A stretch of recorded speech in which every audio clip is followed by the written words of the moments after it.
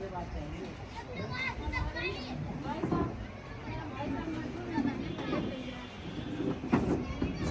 जन्मदिन मना रहे हैं माता रमाबाई अम्बेडकर का।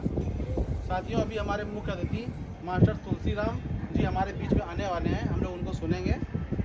और मैं चाहूँगा कि जो मंच का संचालन है वो हमारे कानपुर जिला के प्रवक्ता भीम आर्मी के प्रदीप अम्बेडकर जी करेंगे।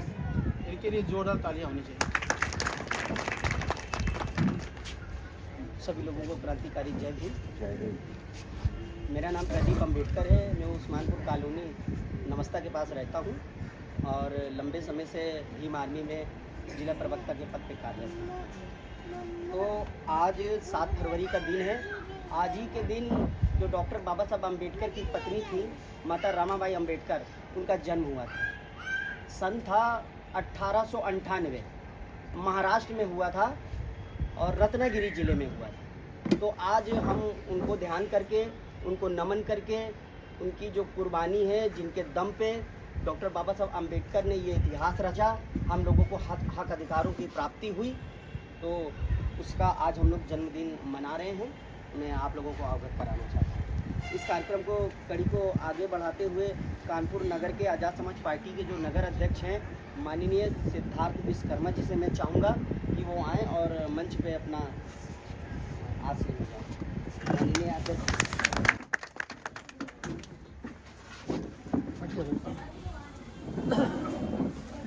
इसी कड़ी को वरिष्ठ विधानसभा उपाध्यक्ष माननीय संतोष वाल्मीकि जी से मैं चाहूँगा कि वो आएँ और मंच पे अपना आसन ग्रहण करें। मैं बीरेन भाई से चाहूँगा, जो कि नगर उपाध्यक्ष है, बीरेन भाई, मैं चाहूँगा कि आप आएँ और मंच पे अपना स्थान ग्रहण करें। बहन नीलम गौतम जी, मैं आपसे निवेदन करना चाहूँगा कि वो आएँ और मंच पे अपना स्थान ग्रहण करें। बहन नीलम जी। हेलो, मैं थोड़ा मीटिंग में आया हूँ। बहन जी इधर आ जाइए। मुझे लगता है कुछ मुझे कर देना चाहिए बाद में। आप नहीं, बहुत देर तक कर देना। तो आप पहले जी आप बोलिए। धन्यवाद। देखिए, आज हम जिस कार्यक्रम के लिए बैठे हैं वो कार्यक्रम माता रमाबाई का है। उसका जन्म उत्सव मना रहे हैं, उनको याद कर रहे हैं। तो मैं आज अपनी माताओं बहनों को लिए ये मंच देना चाहता हूँ। ये वो महिलाएं आए, वो बैठे, हम लोग इधर बैठे। ये मेरे लिए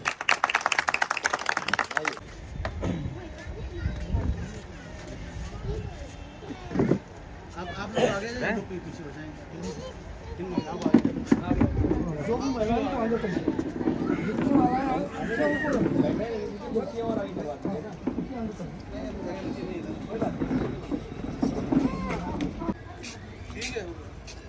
बोलिए। माता रमाबाई अम्बेडकर, माता रमाबाई अम्बेडकर, माता रमाबाई अम्बेडकर।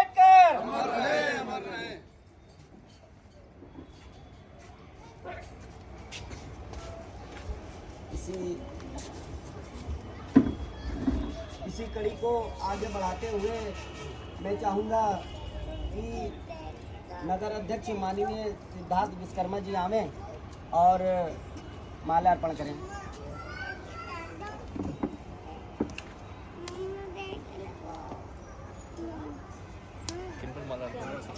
बाबा साहब।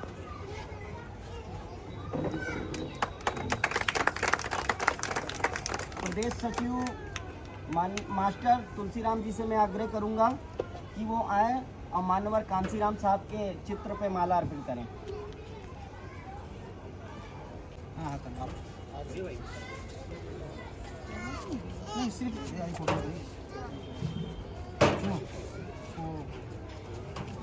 प्रदीप।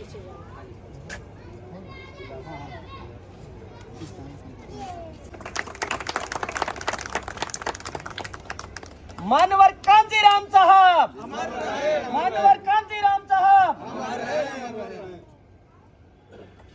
इसी कड़ी में मैं नगर प्रभारी माननीय मुकेश धारिया जी से चाहूँगा कि वो माननीय मानवर दीना भाना वाल्मीकि जी के चित्रण पे माला अर्पित करें।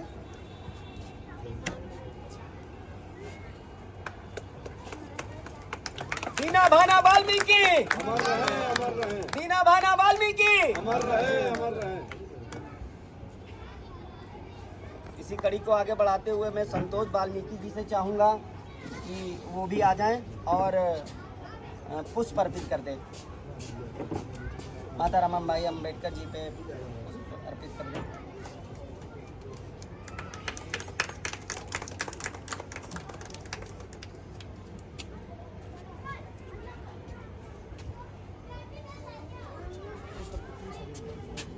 और बारी बारी से मैं सभी बहनों को चाहूँगा कि वो आए और पुष्प अर्पित करें। पुष्प अर्पित करें महापुरुषों पे।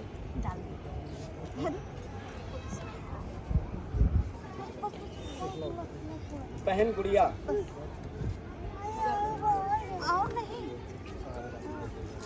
शारदा जी,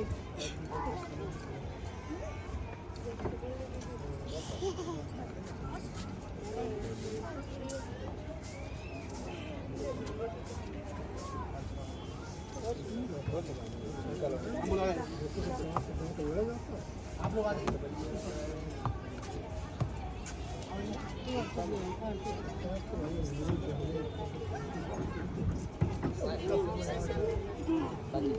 अरे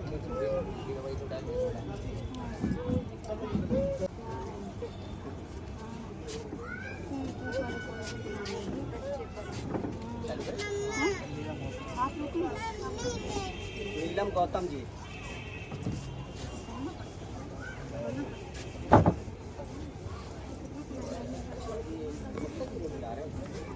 जाइए सही, इन लोगों को बैठ जाने दो, फिर बताएं। भाई आप भी आगे पूछ अर्पित कर दीजिए।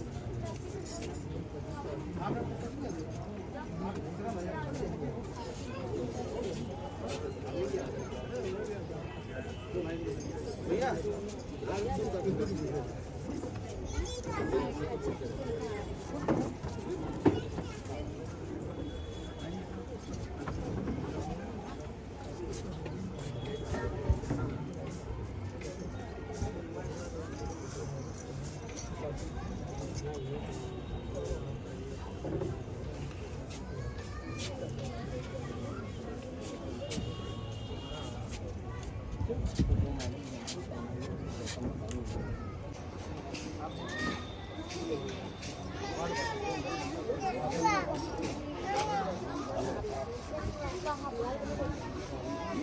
वही बैठो।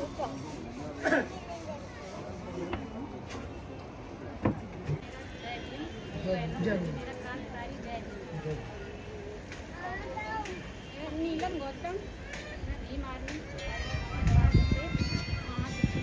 जो भी महिलाएं हैं, जो भी महिलाएं हैं, चलिए ठीक है। मैं चाहूँगा कि खुर्शीद भाई और रियाज खान विधानसभा कैंट के जो अध्यक्ष हैं वो आए और वो भी पुष्प अर्पित करें।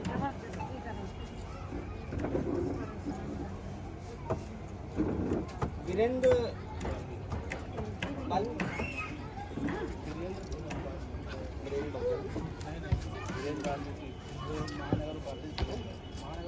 महानगर उपाध्यक्ष वीरेंद्र भाई वो भी आए और पुष्प अर्पित करें।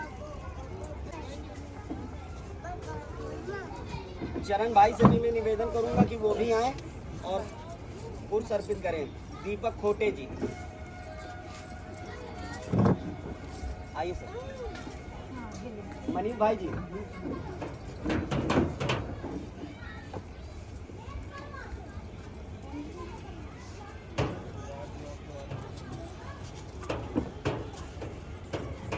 सुनील भाई से भी निवेदन करूंगा मैं। सुनील धारिया जी, हाँ अरे कोई बात।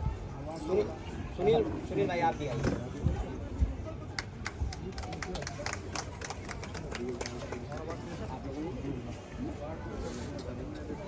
वार्ड 63 से सुनील धारिया जी,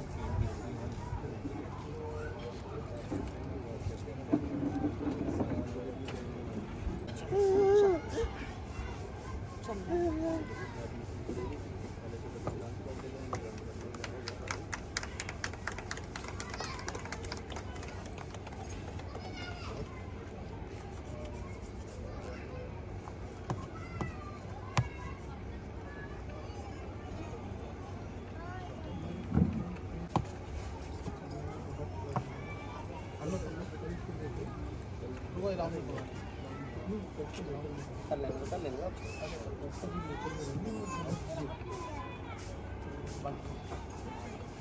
भाई नरेंद्र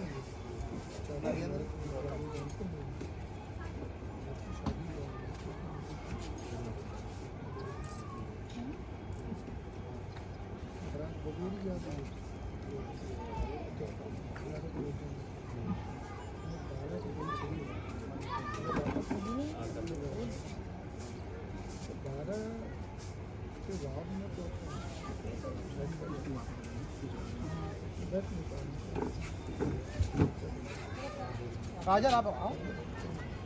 माता रमाबाई के बारे में आप सब लोग को अभी भैया बताएंगे और हमें अभी इतना मालूम नहीं, जो मालूम है वो बताने की कोशिश बिल्कुल करेंगे। जो आता बताओ। ये बताएंगे माता रमाबाई ने अपना पूरा संघर्ष झेला, इतना संघर्ष झेला है कि इन्होंने अपने 4 बच्चे कुर्बान कर दिए, पर इन्होंने कभी अपने डॉक्टर भीमराव अंबेडकर साहब उनके पति थे और रमाबाई डॉक्टर हाँ हाँ थी, और उसका मतलब बाबा साहब जब पढ़ने गए थे तो इन्होंने बहुत संघर्ष किया।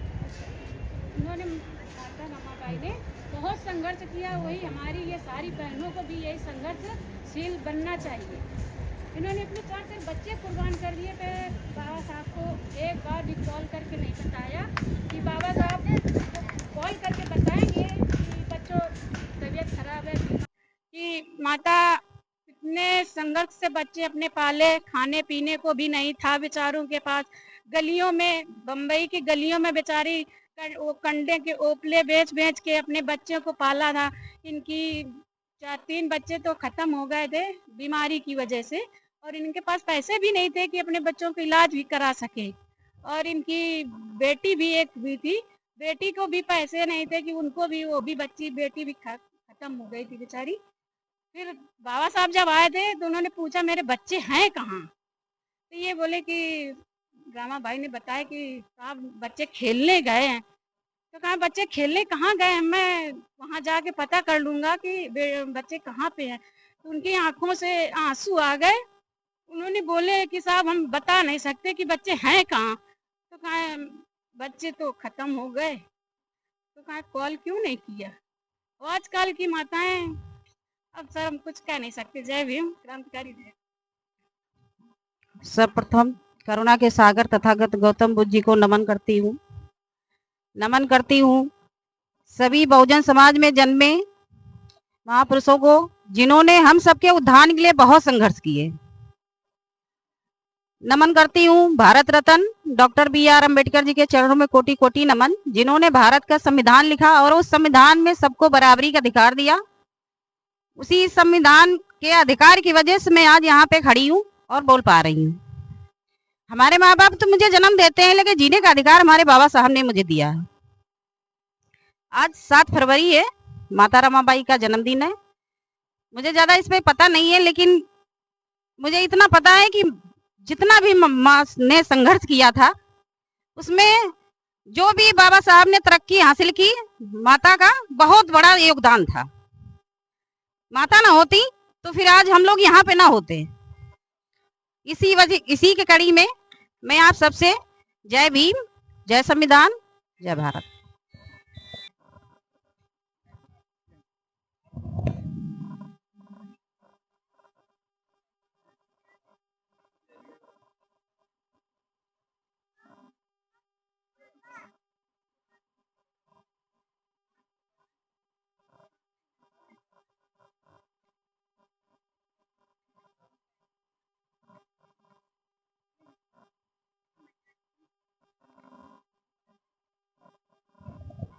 देश विदेश में भी नाम और अपने इंडिया में भी वो आज इनके बदौलत। और ये तो इसलिए हम कहना चाहते हैं कि उस संघर्ष का इतना नहीं है, और बहुत जो एक माँ एक बच्चा जब होती है तो उसको जिंदगी भर सदमा होता है, उस सदमे को बाहर नहीं कर पाती।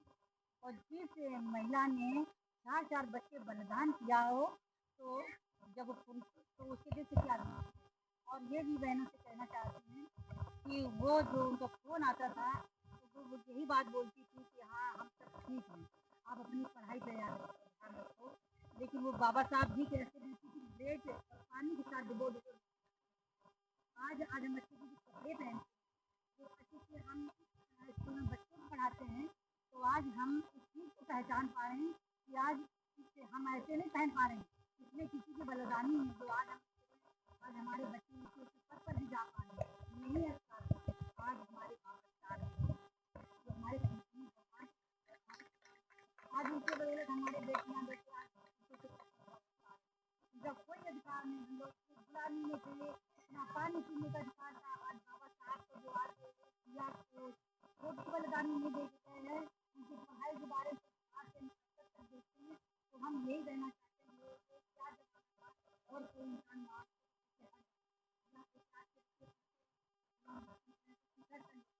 उनमें वो ऊपर वाले का जो ताकत वो संघर्ष करने का बहुत हम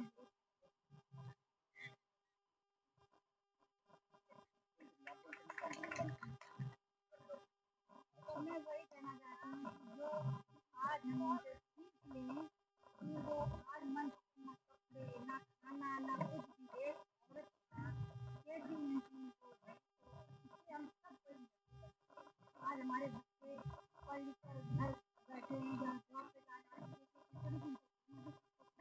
आज अपनी मिशन में जाना वो बाबा साहब जो हमें एक ऐसी चीज़ दी है कि इसमें हमें बहुत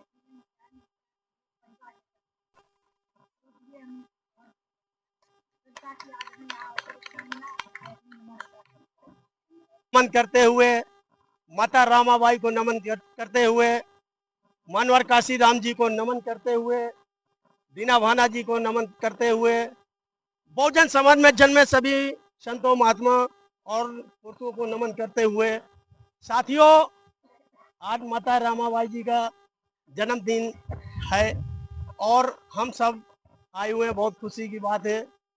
साथियों माता रामाबाई जी ने जब बाबा साहब हमारे विदेश से पढ़कर आए हुए थे अपने भारत पे, तो माता रामाबाई जी को पता चला कि बाबा साहब आ रहे हैं, इनका स्वागत होगा।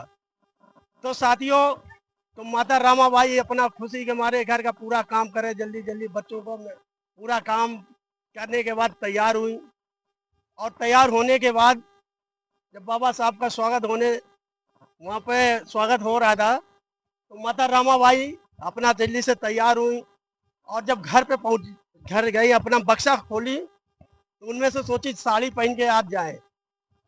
तो जब माता रामाबाई अपनी साड़ी निकालती है तो वो साड़ी देखती है तो वो फटी हुई थी कई जगह से। वो जब साड़ी फटी हुई थी माता रामाबाई जी ने देखा तो माता रामाबाई रोने लगी कि आज स्वागत है साहब जी का, मेरे पास साड़ी भी नहीं है। तो उनको याद आ गया कि साहू जी महाराज ने बाबा साहब जी को पगड़ी बांधी थी, तो मैं यही पगड़ी पहन के जाती हूँ। तो साथियों वो पगड़ी ही उस समय पहन के अपना लपेट के चली गई और वहां पे पहुंची तो अब तो माता रामाबाई उनकी पत्नी थी, उनको आगे बैठना था, आगे ना बैठकर पीछे भी नहीं बैठी। एक पेड़ लगा हुआ था साथियों, उस पेड़ के पीछे छुपकर खड़ी हो गई। जब वो खड़ी हो गई तो वहां से देख रही थी बाबा साहब जी का स्वागत हो रहा था। तो बाबा साहब जी जब अपना अनाउंस कर रहे थे, भाषण दे रहे थे, तो बाबा साहब जी की नजर पड़ी माता रामाबाई जी के ऊपर। तो तुरंत माता रामाबाई जी को बुलाए और लेके आए। बोले अरे रामा आप यहाँ और इस साल में? आज मैं रमा दुनिया का सबसे बड़ा अभागी पति हूँ जो मैंने आपको एक साड़ी तक नहीं खरीद के दे पाया। तो उन्होंने साहब जी के मुंह पे तुरंत उंगली लगा दी कि साहब जी कुछ मत बोलिए, आपसे आज मैं एक चीज मांगूंगी, वो चीज पूरा करिए। बोले रमा मांग, आज तुझको जो मांगना वो मांग और मैं दूंगा, दिल खोल के मांग। तो माता रामाबाई जी ने बोला साहब जी आप एक काम करके जाना कि आपकी रामा कोई साड़ी पहने ना पहने, भारत की हर नारी हर रामा साड़ी पहने और सूट पहने, अच्छे से रहें, अच्छे से जिए और इनको अच्छा से अच्छा अधिकार दे के जाना। तो साथियों, आज जो आप लोग बैठे हुए हैं, हम लोग बैठे हुए हैं, सब सूट बूट ये सब पहने हुए हैं, ये सब बाबा साहब जी की देन है साथियों। बस मैं अपनी बात यही समाप्त करूंगा क्योंकि अभी कहानी तो और लंबी है। जय भीम, जय संविधान, नमो बुद्धाय। जय जय जय जय जय भीम। सभी सम्मानित साथियों को क्रांतिकारी जय भीम। जय भीम। हमारे भाई और हमारी माताएं बहनें जो इस कार्यक्रम में उपस्थित हुई हैं, उन्हें तहे दिल से धन्यवाद और जय भीम। जैसा कि भारत में जन्मे सभी संतों, गुरुओं और महापुरुषों को मैं नमन करता हूं और वंदन करता हूं। अगर मेरी रमाबाई माता ना होती तो आज मैं बाबा साहब जो संघर्ष करके आज जो हम लोगों को इनसे जानवर से बेहतर इंसान की ज़िंदगी मिली है, वो हम लोगों को ना मिल पाती। आज जो हम लोग आज जो धन्यवाद या फिर हम लोग को उनका शुक्रिया अदा करें, वो बाबा साहब से जो भी बाबा साहब के लिए करें वो कम है। बाबा साहब ने हम लोगों को जानवर से बेहतर से ज़िंदगी हम लोगों को इंसान बनाया। उन्होंने पढ़ने लिखने का और इंसान बनाने का, मैं थोड़ा पहली बार बोल रहा हूँ।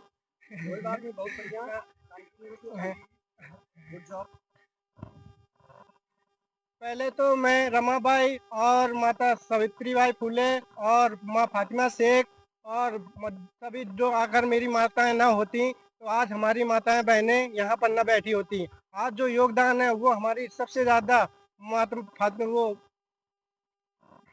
रमाबाई और हमारी और जो सावित्रीबाई फुले ने बहुत संघर्ष किया और हमारी माताएं बहनों को वो अधिकार दिया जो अधिकार मनुवादियों लोगों के होते। मनुवादियों में क्या था, हमारी बहन बेटियों के खुल के आज़ादी नहीं थी और न ही मनुवादियों में हमारी बहनें खुल के जी पाती थी।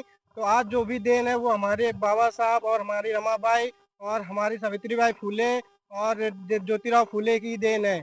आज हम लोगों को अपना इतिहास जानना चाहिए और अपने लोगों महापुरुषों को पढ़ना चाहिए। और जब हम अपने महापुरुषों को पढ़ेंगे और उनके इतिहास जानेंगे तब हम अपने भारत में और अपने लोगों के लिए कुछ कर सकते हैं। और इसके लिए मैं अपनी बात यहीं विराम करता हूँ। जय भीम। बहुत बहुत धन्यवाद।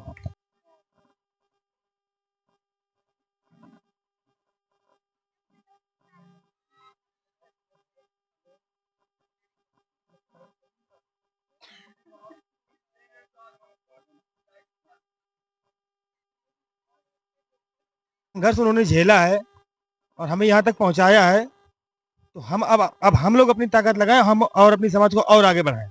मैं इतना ही बोलूँगा। धन्यवाद। जय भीम, जय भारत। को जय भीम।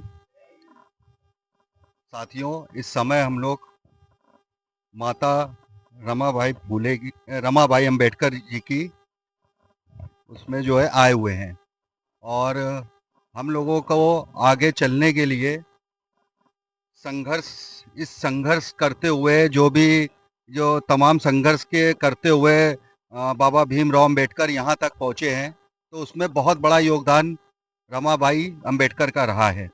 और आप सभी से ये है कि हमें महापुरुषों को हमें समझना है कि हमारे महापुरुषों ने क्या क्या बलिदान दिया है और उसके आधार पे हमको आगे कैसे लड़ना है, कैसे बढ़ना है।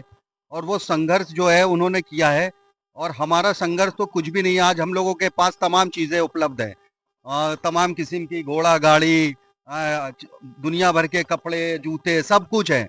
उस समय का जो आंदोलन था, उस समय लोगों के पास कपड़े भी नहीं हुआ करते थे, चप्पल भी नहीं हुआ करती थी, तो वो लोग अपना जैसे तैसे अपना जीवन व्यतीत कर रहे थे। तो आज उनको अगर हम देखेंगे और वहाँ से यहाँ तक हम लोग के पास बहुत सुविधाएं मौजूद हैं और उसके आधार पे अगर हम कुछ भी अगर संघर्ष नहीं कर रहे हैं अपने लोगों के लिए, और ये जो 10% और 90% का फर्क है, हमको ये समझना है 90% का अधिकार हमारा जो है और 10% वाले लोग ले रहे हैं, तो हमको वो समझना है हमारा 90% जो मूल अधिकार है हमको उसमें उसकी लड़ाई लड़नी है।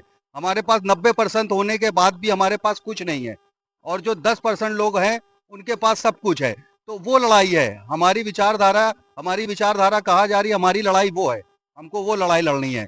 तो इसीलिए हम लोग आज यहाँ पे सब मौजूद हुए हैं और सब इकट्ठा हुए हैं और मैं इनको बहुत बहुत नमन करता हूँ तमाम महापुरुषों को। जय भीम, जय संविधान, जय मंडल, जय जोहार। जय भीम साथियों। आज पहली बार ही मैंने नाम सुना है रामाभाई फूले जी का, और आज पहली मैंने मीटिंग अटेंड की है। इससे पहले कभी मैं कहीं गया नहीं हूँ मीटिंग में, और मुझे अध्यक्ष बनाया गया है जो कैन विधानसभा का सिद्धार्थ भाई के नेतृत्व में, और हमारे खुर्शीद अली जी जो प्रभारी जी हैं इनके नेतृत्व में।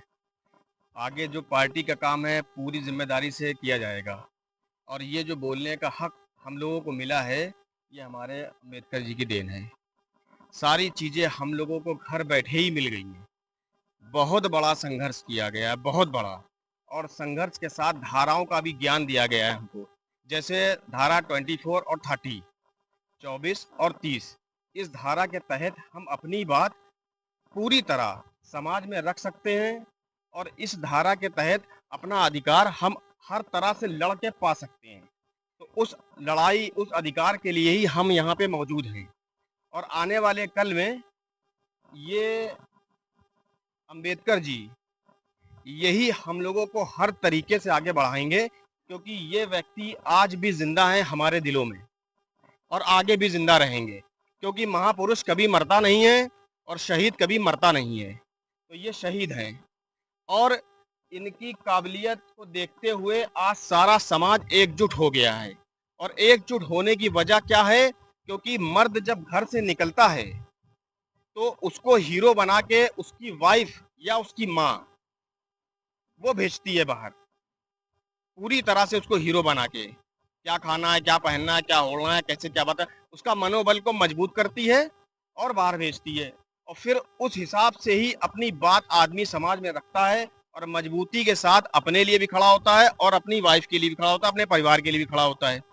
तो आज हमारे रमाबाई का बर्थडे है गिफ्ट, तो इसके लिए मैं बहुत बहुत नमस्कार करता हूँ और सभी भाइयों को नमस्कार करता हूँ, और अपनी बात यही समाप्त करता हूँ। जो गलती हुई माफ़ी चाहता हूँ। जय भीम, जय समाजवाद। आज बड़ी खुशी जाहिर हुई, यहाँ हमारी जो बहनें और हमारे भाई लोग यहाँ पर विराजमान हुए। इस कार्यक्रम में इसको देख करके मन में बड़ी खुशी हुई। सबसे पहले तो मैं भारत के ऐसे महान शक्तियाँ जिन्होंने संसार में कुछ ऐसा कर गए, उनको बारंबार नमन करता हूँ।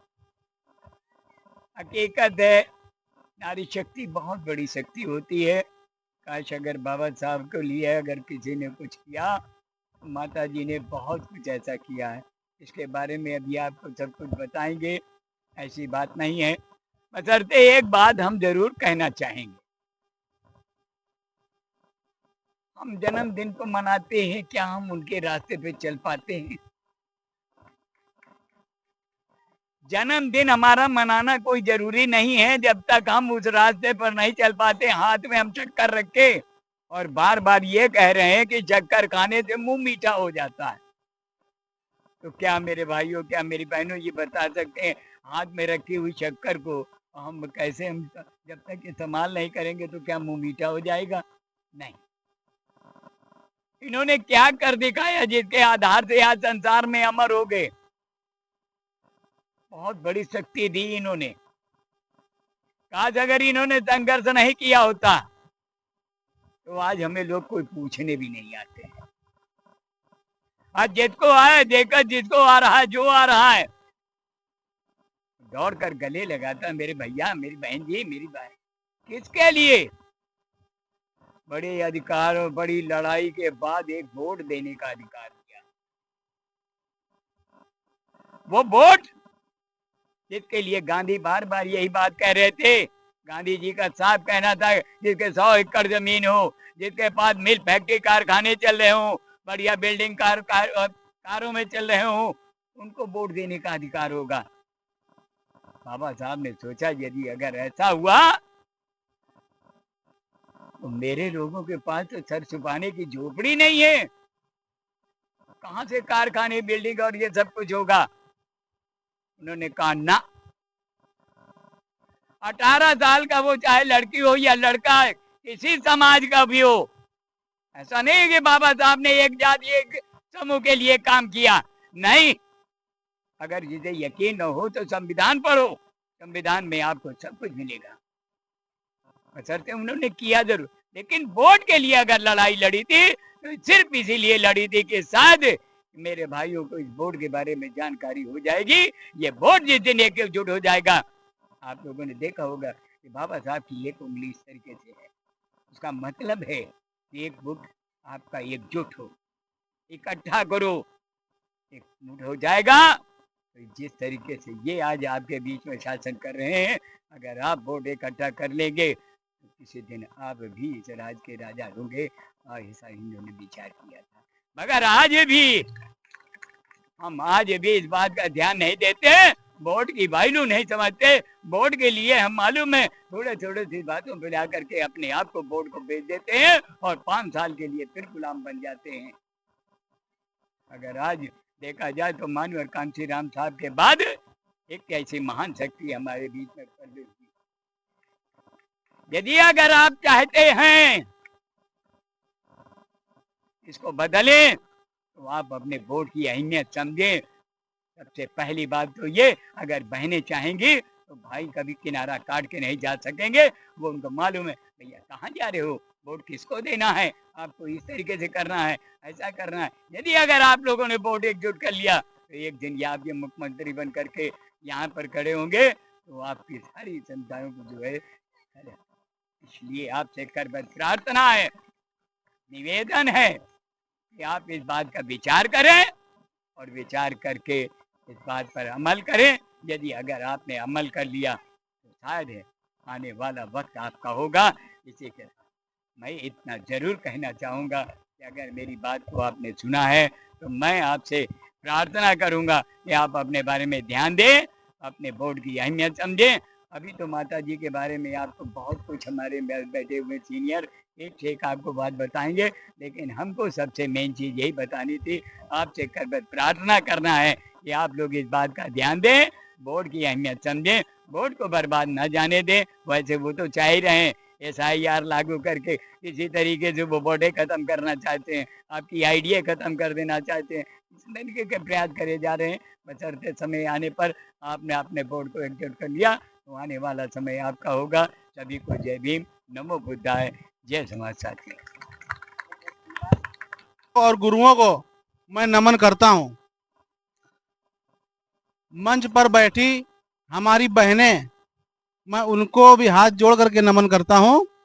सभा में आए हुए सभी हमारे नौजवान साथी और बुजुर्ग साथी, मैं उन्हें भी नमन करता हूँ। साथियों आज 7 फरवरी है और हम लोग माता रमाबाई अंबेडकर जी की जन्म जयंती मना रहे हैं। साथियों उनकी जयंती मनाने का एक उद्देश्य है। हम लोग क्यों मना रहे हैं? साथियों माता रमाबाई अंबेडकर की पत्नी, बाबा साहब जब अपनी पत्नी के पास में आते हैं और कहते हैं कि मुझे वजीफा मिला है विदेश में पढ़ने का, तो क्या मैं पढ़ने जाऊं? तो माता रमाबाई अंबेडकर कहती हैं कि हाँ साहब आप पढ़ने जाइए। तो बाबा साहब कहते हैं कि मैं अगर चला गया तो ये 4 बच्चों को कौन पालेगा? तो माता रमाबाई अंबेडकर कहती हैं कि उनकी चिंता आप मत करिए, मैं किसी तरह से उनको पाल लूंगी। बाबा साहब पढ़ने चले जाते हैं। माता रमाबाई अंबेडकर गली गली में जाकर के गोबर बीनती हैं, उन गोबर के कंडे बनाती हैं, उन कंडों को सर पे रख करके बेचती हैं। उससे जो पैसा मिलता है उससे अपने बच्चों को पालती हैं। बाबा साहब विदेश में थे, वो वहां पर पढ़ रहे थे और वो वहां पर बीमार पड़ जाते हैं। वहां से एक पत्र लिखते हैं कि मैं बीमार हूं, कुछ पैसे हो तो भिजवा दो, मैं यहाँ पर एक टाइम खाना खाता हूँ। वो पत्र भारत में पहले तार चलता था ना, भारत में आते आते 15 दिन लग जाते हैं। 15 दिन बाद वो पत्र माता रमाबाई अंबेडकर जी के हाथ में जब आता है बाबा साहब बीमार थे, 15 दिन बाद हाथ में आता है वो पत्र। तो वो डाकिए को कुछ गुल्लक से पैसे निकाल के डाकिए को देती है। जब वो पैसा वो डाकिया ले लेता है तब वो पढ़ के सुनाता है। पत्र पढ़ने का ही पैसा लगता था साथियों। उसमें लिखा हो था कि मैं 15 दिन से कि मैं यहाँ पर बीमार हूँ और एक टाइम खाना खाता हूँ, और कुछ पैसे हो तो भिजवा दीजिए।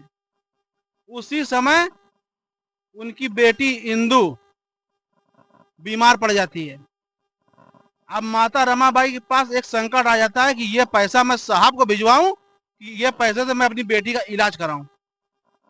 वो साहब को वो पैसा भिजवा देती हैं, अपनी बेटी का इलाज नहीं कराती और उनकी बेटी मर जाती है।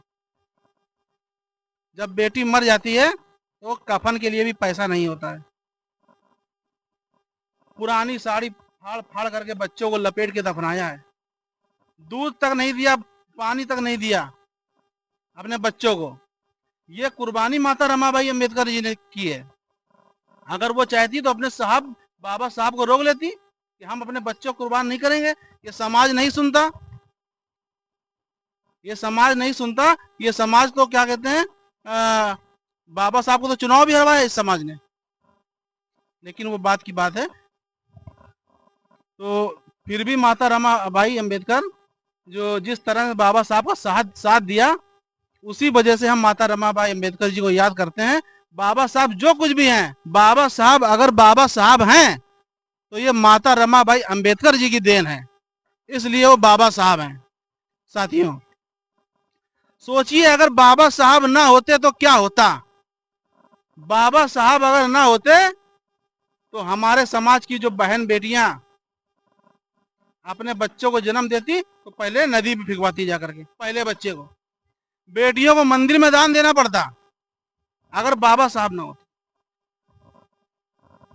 हमारे गले में पीछे झाड़ू बंधा हुआ था हमारे समाज के, ये सब बाबा साहब के संविधान की देन है, जो आज हमारे हाथ में चाहे मजदूर हो, चाहे सफाई कर्मचारी हो, चाहे माली हो, कोई भी काम करते हो, जब बड़े से बड़ा विधायक भी वोट मांगने आता है तो हमारे पैर छूता है। बाबा साहब ने संविधान की ताकत है, उनके वोट की ताकत है। साथियों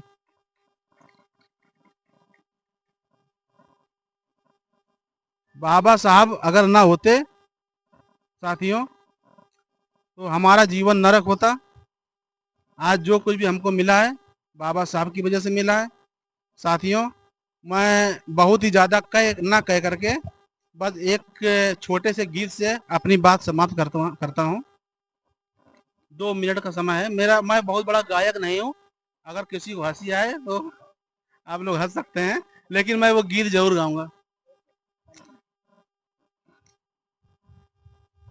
जब तलक आसमां में चमकते चांद सूरज सितारे रहेंगे, जब तलक आसमां में चमकते चांद सूरज सितारे रहेंगे, मेरे रहबर मेरे भीम बाबा कारनामे तुम्हारे रहेंगे, मेरे रहबर मेरे भीम बाबा कारनामे तुम्हारे रहेंगे। कोई पैदा हुआ ना ही होगा रुख तूफानों का जो मोड़ डाले, कोई पैदा हुआ ना ही होगा रुख तूफानों का जो मोड़ डाले, सैकड़ों साल की वो गुलामी कोई तेरे सिवा तोड़ डाले, तेरे संघर्षों की वो कहानी, तेरे संघर्षों की वो कहानी अब तो जय भीम के नारे कहेंगे, मेरे रहबर मेरे भीम बाबा कारनामे तुम्हारे रहेंगे। जय भीम, जय मूल निवासी। बीच में जो अधिकतर मैं क्या नाम है, मैं बोल नहीं पाता हूँ। वैसे तो क्या नाम है, आप कोई भी चर्चा कर लीजिए, कोई भी बात कर लीजिए, उसका का नाम कहीं ना कहीं उसका प्रश्न का उत्तर मिलता है। पर आप लोगों ने यहाँ पे खड़ा करके और आप माताएं, बहनों, भाइयों से आपका आशीर्वाद से मैं यहाँ खड़ा हूँ और आपके वजह से मेरी पहचान भी है। और मेरी पहचान माता जी की वजह से, रमाबाई माता जी से, और मेरी पहचान बाबा साहब अम्बेडकर साहब की वजह से। और जो कुछ भी है, जो भी आज हमारे पास है, चाहे वो कपड़ा हो, गाड़ी हो, घर हो, मकान हो, कोई भी चीज़ है, तो आप सिर्फ इन माता जी और महापुरुषों की देन है। नहीं तो आज हमारे, जैसे अभी हमारे भाई साहब बता रहे थे कि हमारे हांडी भी चढ़ी रहती थी और का नाम है पीछे झाड़ू भी लगी रहती थी। बहुत सारी चीज़ें हैं जो आज हम लोग सूट बूट में घूमते हैं। और मैं ये चाहता हूँ कि हमारा समाज थोड़ा शिक्षित बने और इन महापुरुषों के बताए हुए रास्ते पे चले। और सिर्फ सोचना और करना ही सारी चीज़ें नहीं होता। जब तक हम इन महापुरुषों की किताबें पढ़ेंगे, अध्ययन करेंगे और इनके बताए हुए मार्गों पे चलेंगे, तब हमारा कहीं ना कहीं झंडा ऊंचा रहेगा। नहीं तो हमारा आज भी देखो, और जितने भी समाज के और हट के देखा जाए तो उन लोगों का एक संगठन है और संगठन मजबूत भी है। और कहना छोटे से 10%, 15% से हम लोग डर जाते हैं। रीजन क्या है कि हम लोग इतिहास नहीं जानते और ना हम पढ़े लिखे। अगर पढ़ने के लिए भी प्रेरित करें और इतिहास को प्रेरित करें कि एक संगठित समाज इसी तरह होगा जब तक हम रमाबाई माता जी को नहीं जानेंगे, अम्बेडकर साहब और जो हम अन्य महापुरुष हैं इनके विषय में नहीं जानकारी करेंगे, तो हम पीछे हैं, बहुत सारी पीछे हैं। तो कोशिश करें कि हम अपने बहनों को, भाइयों को और अपने समाज को इनकी कहानियाँ बताएं। कहानी के तौर पे इतिहास की मतलब बताएं कि मतलब जो ना भी सुनना चाहे तो इस तरह ही बताया जाए कि ये हमारे लिए है क्या। ये प्रेरणादायक नहीं है, ये हमारे लिए, ये हमारा ब्लड है, ये हमारा खून है। जो आज हम यहाँ खड़े हुए हैं, ये तो हम पता नहीं कहाँ होते भी ना होते, कोई पता नहीं। तो मैं अपनी बात को इतना ही कहना चाहूँगा। और जय भीम।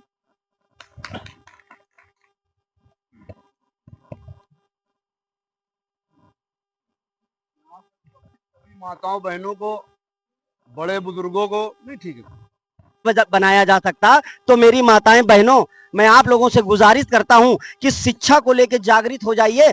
एक टाइम खाना पसंद कीजिए, लेकिन बच्चे को एजुकेशन कराइए, बढ़िया से बढ़िया एजुकेशन कराइए। लोग बाग कर्ज लेकर के शराब पी लेते हैं, कर्ज लेकर के मीट खाते हैं और इतना कर्ज कर लेते हैं कि रिटायरी का समय आता है तो मिला हुआ पैसा भी कर्ज पे चला जाता है। मैं उन लोगों से निवेदन करता चाहता हूं कि कर्ज लेना बुरी बात नहीं है, कर्ज लेना चाहिए और जरूर लेना चाहिए, लेकिन शराब पीने के लिए नहीं, बच्चों को पढ़ाने के लिए, मर्सी मेमोरियल में पढ़ाने के लिए, वीरेंद्र स्वरूप में पढ़ाने के लिए जितना भी पैसा लग जाए जेवर बेच दो। यकीनन आप यहां तक कर्जे से अगर दब भी जाओगे ना, मेरा यकीन और विश्वास है कि जिस दिन अगर आपका बच्चा काबिल होगा, एक झटके में सूद समेत वापस आएगा। लेकिन शराब पी के कर्ज लेने से कुछ हाथ लगने वाला नहीं है। यही मेरा निवेदन है। बहुत बहुत धन्यवाद। इसी कड़ी को आगे बढ़ाते हुए मैं चाहूंगा हमारे बीच वरिष्ठ समाज सेवी, लंबे समय से समाज को जगाने वाले, आज उनकी उम्र बहुत ज्यादा हो गई है लेकिन फिर भी आज जवान से कंधा मिलाकर खड़े हैं, मैकू खोटे जी, पिता तुल्य मैकू खोटे जी से मैं चाहूंगा कि वो आए और अपने विचारों को हमारे सामने उपस्थित करें। बहुत बहुत धन्यवाद।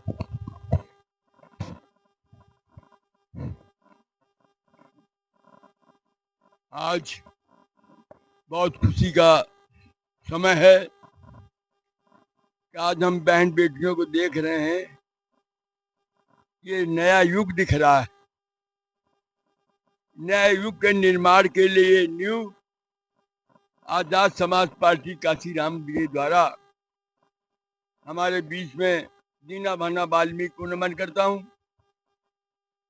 और मानवर काशीराम जी को भी नमन करता हूं। भारतीय संविधान निर्माता परम पूज्य बाबा साहब को भी नमन करता हूं। माता रमाबाई को भी नमन करता हूं। आज कितनी कुर्बानियों के साथ इस भारत में कैसे कैसे लोगों ने, अगर हमारे साथ ऐसा क्यों होता रहा, ये सवाल है। ये आर्य समाज जब 2000 साल पहले भारत में आया, राजा बलि का वध करने के बाद जल जमीन जंगल में कब्जा किया, ये 15% लोग अब हो गए। ऐसे लोगों ने हमारी हुकूमत, हमारा संविधान का खिलवाड़ करते हुए किस तरीके से आज भी हमको गुलामी में बना के रखा है। जब हमारे भारतीय संविधान में शिक्षा को महत्व मिला, बाबा साहब संविधान के अंतर्गत जो संविधान बनाया, शिक्षित बनो, संगठित बनो, संघर्ष करो, ये किस लिए कहा था? इन आर्यों के खिलाफ लड़ने के लिए संविधान बना। ये जब संविधान बना तो ये आर्यों ने संविधान का संशोधन कर करके जो सरकारी नौकरियां थी केंद्र से प्रदेश तक और प्रदेश से लोकल तक, ये मूल निवासियों के साथ में साजिश है। क्योंकि अर्थ जब कमजोर होता है, कितनी भी भरपाई करें, शिक्षा से बहुत कुछ महंगा कर दिया गया। जो शिक्षित होते हैं वो विकसित होते हैं। शिक्षा विकास की कुंजी है। इस पे ये हमारे जो आर्य समाज के आए हुए लोग आज हमारे लोगों को आर्थिक स्थिति से बहुत गिरा दिया है, और इनसे हमें संघर्ष करने के लिए आज हमें खुशी हो रही है। नगीना की जनता हमारे आजाद समाज पार्टी के चंद्रशेखर जी जो हैं सदन में गए, और सदन में जाकर के जो सही मायने में हमारे पिछड़े वर्गों को लिए लोकसभा अध्यक्ष के सामने पूरा बायोडाटा पेश किया, वो मैंने देखा अखबार में। इतने लोग भी, पिछड़े लोग जो हैं, दलाल लोग, वो लोग जो हैं आज हमारी बात नहीं कहते थे। आज हमें ये खुशी है कि अगर तख्त बदल दो, ताज बदल दो, बेईमानों का राज बदल दो, एक वोट हमारा बगैर हथियार के चेतना में हमें मानवर काशीराम जी के रास्ते में चलने वाले नगीना से जीते हुए हमारे चंद्रशेखर जी की पार्टी में केसरी वाले निशान में डाल करके किसी की बात न मानिए, तभी तब तक बदलेगा, ताज बदलेगा, तब संविधान की रक्षा भी हमारे होगा, हमारे लोगों की उत्थान भी होगा। जय भीम, जय भारत। बहुत बहुत धन्यवाद बाबूजी। तो आज हम लोग यहाँ पे सब लोग एकत्र हुए हैं। माता रमाबाई अम्बेडकर जी के बारे में सभी ने सुना है। बहुत सारे प्रकरण हैं, जैसे माँ शेख फातिमा जी हो गई, सावित्रीबाई फुले जी हो गई, हमारे दीनाबाना वाल्मीकि जी हो गए। इन सभी लोगों को आप लोग समझिए, पढ़िए, जानिए। बहुत कुछ न ज़्यादा कहते हुए आप लोगों को बताना चाहूँगा कि आज के ही दिन तेलंगाना में हमारे साहब फूले जी की मूर्ति को उखाड़ने का कुछ ऐसी व्यवस्थाओं ने काम किया है सरकार की मौजूदगी में। तो ऐसी व्यवस्थाओं को खंडित करने के लिए, खत्म करने के लिए आप सभी लोग अपने बहुजन चल चल के हम सबको जगाए, ओ बहुजन बनाए, कर गए ऐसा काम जी। बहुजन नायक मनवर साहब काशीराम जी, बोले 85 एक हो जा मूल निवासी, बोले 85 एक हो जा मूल निवासी। शासक बनो इस देश के, दारू और मुर्गा मत खाना तुम बहुजन, वोट को अपने बेच के माँ बहनों की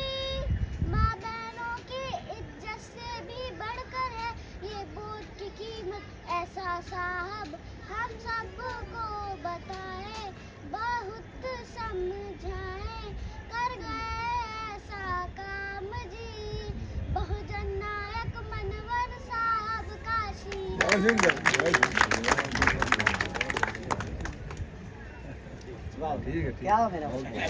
पदाधिकारी, कार्यकर्ता और माताएं बहनें सभी को मैं नमन करता हूं। आज धन्यवाद देने का समय आ गया। हमारे आदरणीय आजाद समाज पार्टी के नगर के अध्यक्ष माननीय सिद्धार्थ जी, प्रभारी हमारे, इन्होंने अपने निवास स्थान पर इतना कार्यक्रम लगाया, मुकेश धारिया जी, मैं इन दोनों को धन्यवाद देता हूं। आज बहुत ही खुशी की बात है और ये खास करके मैं माताओं को कहना चाहता हूं, आज अगर हम इनकी जन्म जयंती के लिए यहाँ इकट्ठा हुए हैं तो कुछ ना कुछ आप लोगों को यहाँ से सीख के जाना चाहिए, कुछ संकल्प लेके जाना चाहिए। जयंतियां तो बहुत सी आती रहती हैं, सब महापुरुषों की आती हैं और समय समय पे हम लोग सभी जयंतियों में माला अर्पण कर लेते हैं, उनको याद कर लेते हैं, मगर हमारे आचरण में कोई परिवर्तन नहीं है। हम जयंती कर लेते हैं मगर जो हमारे महापुरुषों ने कार्य किए हैं उसमें हमारे अंदर कोई परिवर्तन नहीं है। तो पहली चीज, अगर हम आज माता रमाबाई को याद कर रहे हैं तो हमें इसके बारे में बहुत समझने की जरूरत है। 2 फरवरी 1898, 2 फरवरी 1898 माता रुक्मणी के गर्भ से, माता रुक्मणी के गर्भ से माता रमाबाई ने जन्म लिया, जो कि उनका निवास स्थान एक महारपुरा नाम से महाराष्ट्र में ही एक गांव हुआ करता था। और वो अपने माता पिता जो थे उनका धुत्रे, भिक्खु धुत्रे उर्फ वालंगर, मतलब उनको जैसे 2 नाम से पुकारा जाता है तो दूसरा नाम उनको वालंगर कहते थे और भिक्खु धुत्रे के नाम से पिताजी जाने जाते थे। परिवार में 3 लोग थे। इनसे एक बड़ी जो बहन थी, माता रमाबाई से एक बड़ी बहन थी जिसका नाम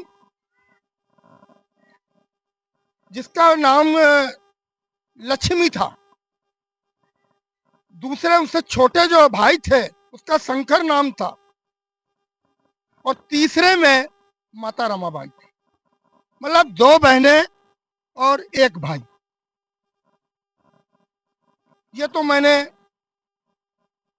कहाँ से कहाँ जन्म हुआ, उनके माता पिता का क्या नाम था, वो क्या भाई बहन थे, वो मैंने आपको बताने का काम किया।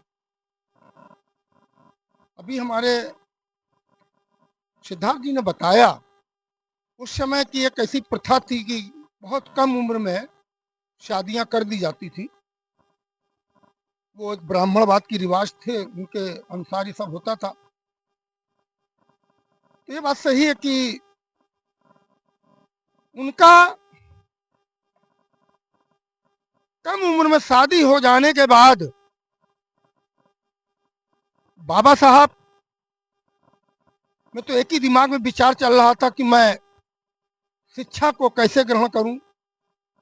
शिक्षा को ही उन्होंने अपना हथियार मान लिया था कि यदि समाज की बेड़ियां काटनी है, अगर गुलामी से इन लोगों को मुक्त कराना है तो मेरे लिए सिर्फ वो एक ही हथियार है और वो है कलम की ताकत। मगर माता रमाबाई विदा होने के जाने के बाद अपनी शादी का कभी भी उन्होंने कोई सुख नहीं देखा। उन्होंने नहीं जाना कि मेरी शादी कब हुई, नहीं जाना कि बच्चे कब पैदा हुए, कब मर गए। ये मुश्किल से 2 साल 2.5 साल, 2 साल 2.5 साल लोग जितना जैसा याद करते हैं, जितना आता बोलते हैं कि कोई 3 बच्चे बता देते हैं, कोई 4 बता देते हैं।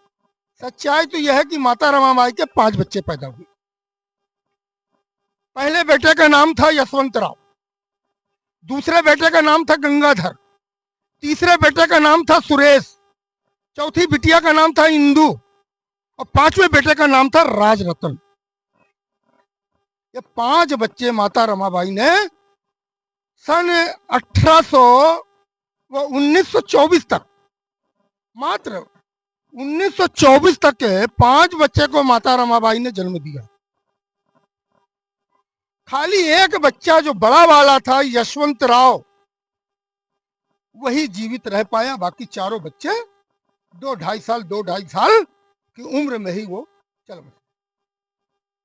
मैं बताना चाहता हूं माता रमाबाई का योगदान, कि बाबा साहब जब पढ़ने जाते थे, थोड़ा बहुत जो पैसा बचता था वो देख के चले जाते थे। बाकी जिंदगी बच्चों के साथ कैसे गुजरे, कहां से पूरा हो। सही किसी ने अभी कहा था कि, बहन ने साथ कहा था कि गोबर जो है बस्तियों से बीन करके, उस उपले बना करके, कंडे बना करके उसको बाजारों में जाकर टोकरी भर के बेचने का काम करती थी, और उनसे जो भी पैसा बचता था उसी से बच्चों का पालन पोषण, दवा दारू जो भी होता था वो माता रमाबाई करती।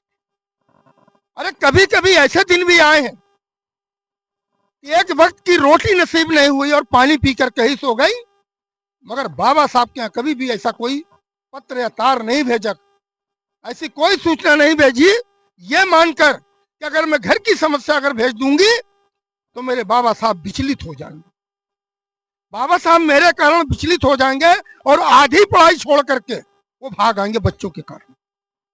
धन्य वो माँ कि आज उन्होंने इतना बड़ा काम किया। साथियों, एक बार की कहानी बताऊं कि जो बाल वो गंगाधर था, दूसरे नंबर का बेटा, जब गंगाधर की जब तबीयत खराब हुई, उसमें उन्होंने सोचा कि मैं बताऊं कि ना बताऊं। उन्होंने कहा भाई बताना तो पड़ेगा, ये बात नहीं बनेगी। तो गंगाधर की तबीयत खराब हुई, पैसे के अभाव में उनका इलाज नहीं करा पाया। तार भेजा गया और तार भेजने के बाद बताया गया कि भाई आपके गंगाधर जो हैं वो बच्चे नहीं बचे और आप बाबा साहब चले आइए, किसी दूसरों के द्वारा। बाबा साहब आए तो वो स्थिति में आए कि उनके पास कफन के लिए पैसे भी नहीं थे, और वो जाकर के अपना माथा इसे पकड़े बैठ गए। लोगों ने कहा भाई बाबा साहब कहाँ सोच में डूब गए, ये तो दुनिया का संसार में ये होता है, चलिए उठिए उठिए और बच्चे को जो है ले चला जाए, इसके कफन नफन के लिए तैयारी कराइए, पैसा दीजिए। तो बाबा साहब फूट फूट रोने लगे, तो मुझसे कफन के लिए पैसे मांगे जा रहे हैं और मैं अपने बच्चे के कफन के लिए पैसे नहीं दे पा रहा हूं।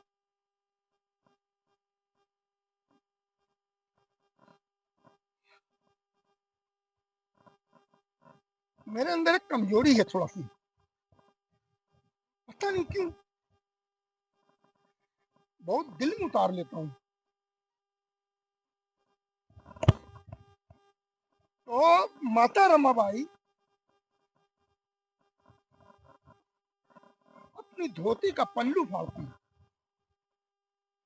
और धोती का पल्लू फाड़ के देती हैं कि भाई इसी से लपेट लो और बच्चे को ले। ये घटना उनके साथ जब गुजरती है, फिर इसके बाद थोड़े दिन रहने के बाद एक दिन रमाबाई से कहते हैं कि रमा, मैं बहुत अभागा हूं, मैंने तुझे अपनी पत्नी का सुख नहीं दिया, मैंने अपने बच्चों को नहीं चाहा, और मैं इसी तरीके से अपनी पढ़ाई पे मग्न रहा, लगा रहा, तुमने मेरे लिए कितने कष्ट सहे। तो माता रमाबाई मालूम क्या जवाब देती है? कहती नहीं, इन बच्चों की तरफ मत जाना, अरे मेरे 7 करोड़ बच्चे हैं, अगर इन बच्चों पे आपने ध्यान दे दिया तो उन 7 करोड़ बच्चों का क्या होगा, ये उन्होंने कहा। ये वो माता है। इसके बाद बाबा साहब थोड़े दिन के बाद फिर पढ़ाई करने के लिए चले जाते हैं और इस तरीके से इंदू भी मर जाती है, रमेश भी मर जाते हैं और लास्ट बच्चा जो था वो राजरतन था। बेटा जरा ये देखो, लास्ट बच्चा जो है वो राजरतन था और आखिर में ये कंडीशन आती है कि पांचवा बच्चा जब राजरतन 2 साल का था तो बाबा साहब घर आए हुए थे और उनको चावदार तालाब में पानी का एक संघर्ष करना था, चावदार पानी के लिए एक आंदोलन करना था। माता रमाबाई कहने लगी उनसे कि बाबा साहब आप मुझे यहीं छोड़ जाते हैं, वो आप अकेले चले जाते हैं और मैं वहां देखती हूँ कि तमाम महिलाएं आती हैं वहां आपको जानने के लिए, सुनने के लिए और आंदोलन में खड़ी होती हूँ। आप ही कहा करते हैं कि मैं किसी देश की तरक्की जब मैं समझूंगा जब उसमें 50% महिलाओं की भागीदारी होगी उस आंदोलन में, तब मैं उस देश की तरक्की समझती हूँ। तो फिर मेरे साथ ऐसा व्यवहार क्यों? मैं बाबा साहब तुम्हारे साथ रहूंगी। बोले तुमको रमा इतने लोग होंगे, 10,000 लोग वहां आएंगे, उनको खाने पीने की व्यवस्था कैसे होगी? तुम अकेले कहाँ तक बनाओगी? कहले कि मैं जितना भी होगा दिन रात जो जितना भी मुझसे सेवा होगी मैं वहां खाना पीना बना के अपने लोगों को खिलाऊंगी। इस तरीके से माता रमाबाई अपने पति के प्रति उनका एक कितना बड़ा लगाव उनके, और ये जो आज हम लोग बाबा साहब कहते हैं ना, बाबा साहब ने ये किया, बाबा साहब ने, ये बाबा साहब की जो उपाधि है ये माता रमाबाई की देन है, ये माता रमाबाई की देन है। और कभी कभी बाबा साहब रामू भी कह दिया करते थे प्यार से और कभी रमाई भी कह दिया करते थे, मगर उनको इस बात का दुख रहा। साथियों, मेरा यह कहने का मतलब है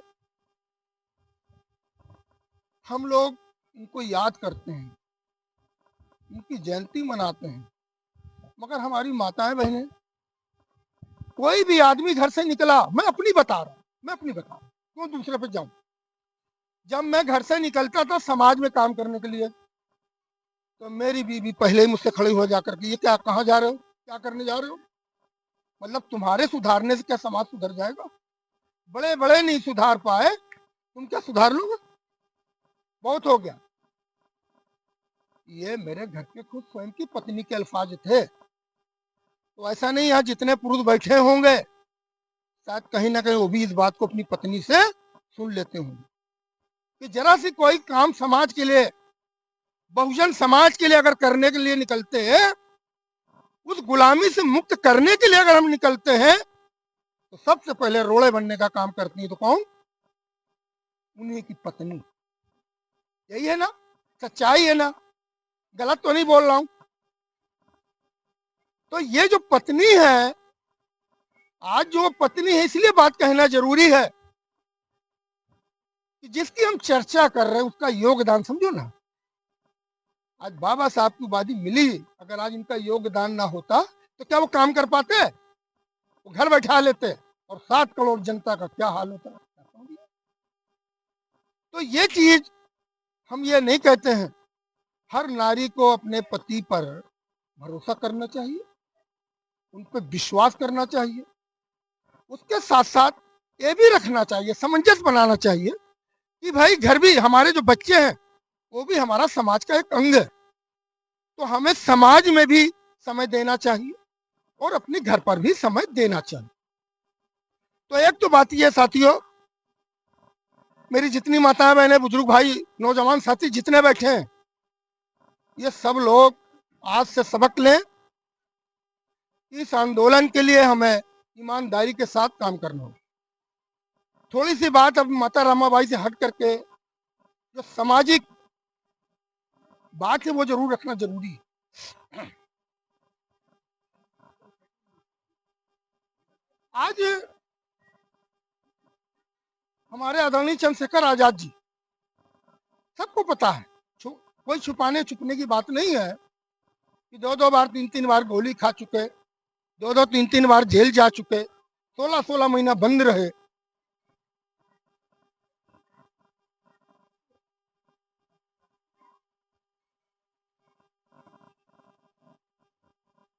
कोई बात, कोई बाद में।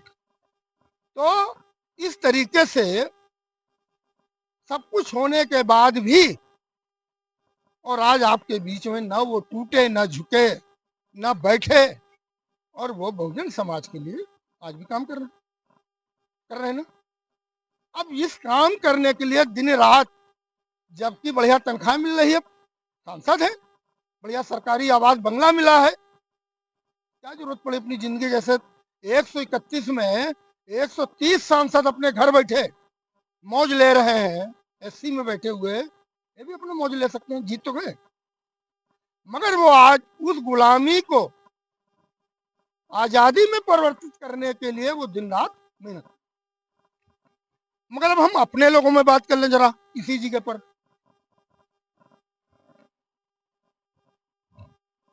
रात दिन मिला करके 24 घंटे होते हैं,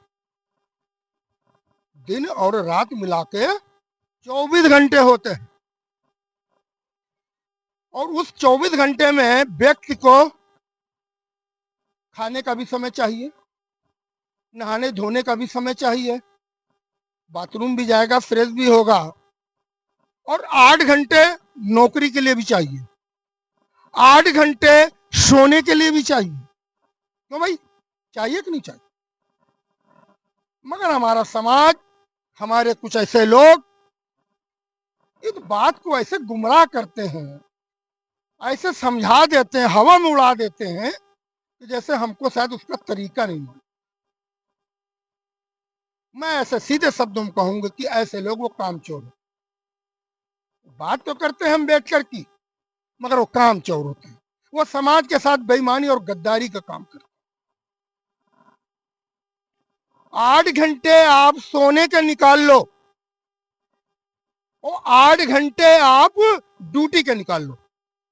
कहीं फैक्ट्री में जाते हैं या कहीं दुकान खोल के प्राइवेट बैठते हो, तो 8 घंटे सोने के, 8 घंटे ड्यूटी के, तो 8 दूनी 16 घंटे हो गए,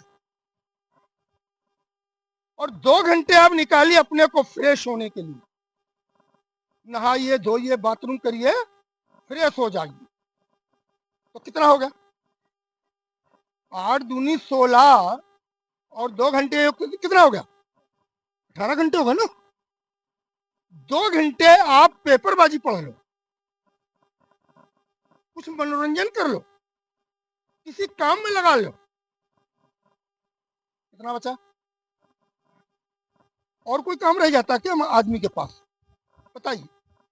मतलब उसने अपने आप को नहाया धोया, कपड़े पहने, पेपर भी पढ़ा, अगर मूड बना तो कहीं पिक्चर भी चला गया, किसी पार्क में टहलने चला गया, तो 2 घंटे उसने टहलने का निकाला, 2 घंटे फ्रेश का निकाला, 8 घंटे सोने के निकाले, 8 घंटे ड्यूटी के निकाले, तब भी 4 घंटे बचे ना 24 घंटे में। फिर वो 4 घंटे हम क्या करते हैं? इसका मतलब यह है कि समय हमारे पास है, मगर हम काम नहीं करना चाहते। ये गणित कोई गलत बता रहा हूं क्या?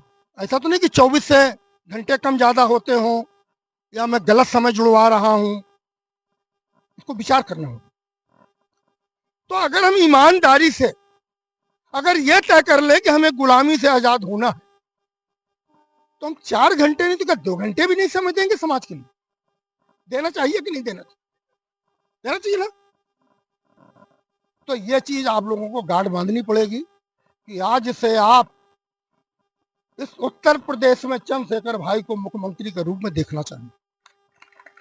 जिस दिन ये बात तय कर लोगे, जब हमें 2 घंटे नित्य निकलना है समाज के लिए, हम काम चोरी नहीं करेंगे, हम माता रमाबाई और बाबा साहब के साथ विश्वासघात नहीं करेंगे, तो शायद मुझे लगता है वो दिन दूर नहीं होंगे, हम सफलता की ओर तुरंत पहुंचे। आइए अब थोड़ी सी बात वोट पे लाते हैं। क्यों कि मैंने एक दो बार कहा था बहनों से, मैंने नंबर दिया था और कहा था ऐसे बात खाली कार्यक्रमों से बात नहीं बनेगी। आप तो कभी भी मीटिंग लगाइए, इतनी भीड़ की जरूरत नहीं है। आप 4-6 औरतें बैठिए, 10 हो जाओ, 10 बैठिए, बुलाइए मुझे, मैं समय देना चाहता हूँ। क्यों देना चाहता हूँ कि मेरे अकेले से काम थोड़ी नहीं है। आप लोग जब सीखेंगी, आप लोग कुछ सुनेंगी, आप लोग जब कुछ किताबें उनकी पढ़ेंगी, तब हमें कोई चिंता नहीं होगी कि अब हमें औरतों को समझाने के लिए हमारी कई बहनें तैयार होंगी। गलत तो नहीं है? तो हमें लीडरशिप जो है अपने बीच में अपने लोगों के साथ करना है। यही चीज हमें पुरुषों के साथ करना है कि हमारे जितने भी नौजवान साथी हैं तो बराबर 10 हो, 20 हो, 15 हो, जब भी टाइम हो तो फोन करें, बैठक करें कि चाचा जी आपको आज यहाँ आना है, वहाँ आना है, हम लोग बैठना चाहते हैं, आज किसी भी मुद्दे को लेकर हम सुनना चाहते हैं। तो ये जिस दिन आप लोग टाइम निकालोगे, कुछ अंदर से आपके अंदर वो भूख होगी जानने समझने की। आज मैं इस उम्र में 12 बजे तक किताब पढ़ता हूँ, पढ़ा लिखा नहीं हो जाता, ये भी बता दूं, मगर 12 बजे कभी भी फोन कर लेना कोई भी पदाधिकारी। अगर 12 बजे फोन करोगे तो पहली घंटी में मेरा फोन उठेगा। 12 बजे के बाद सोता हूँ और खूब भरपेट नींद सोता हूँ। ये भी नहीं यार 12 बजे सो जल्दी उठ गया, आराम से ड्यूटी अपनी जितनी मुझे नींद लेना मैं लूंगा। क्यों? क्योंकि अगर समाज को जगाना है, समाज को समझाना है तो पहले खुद समझना पड़ेगा ना। तो भाई पहले खुद समझना पड़ेगा तो समाज में समझा पाएंगे आप। एक बच्चा स्कूल जाता है, वो पहले पढ़ता है और वो पढ़ लिख करके जब डिग्री पाता है एक दिन वही अध्यापक बन जाता है। गलत तो नहीं है? तो पहले पढ़ता है। इसी तरीके से हमारे लोग, जब आप पढ़ोगे नहीं, ट्रेनिंग नहीं लोगे, समझने की कोशिश नहीं करोगे तो फिर आगे कैसे लोगों को समझाएंगे आप? इसलिए समाज में कैडर होना अति आवश्यक है। किताबें लाइए महापुरुषों की, घर में पढ़िए, एक एक दो दो पढ़ने में आलस आता, कोई बात नहीं, 2 पन्ने पढ़िए, वहां पे कोई दफ्ती लगा दीजिए, धागा डाल दीजिए, कल यहाँ से हम आगे पढ़ें। तो इस तरीके से ये काम आप लोग करना पड़ेगा। ठीक। दूसरी बात, 5 साल में एक चुनाव आता है। ठीक, कोई भी चुनाव हो, चाहे नगर निगम का हो, चाहे सांसदीय का हो, चाहे विधानसभा का हो, 5 साल में चुनाव आता है।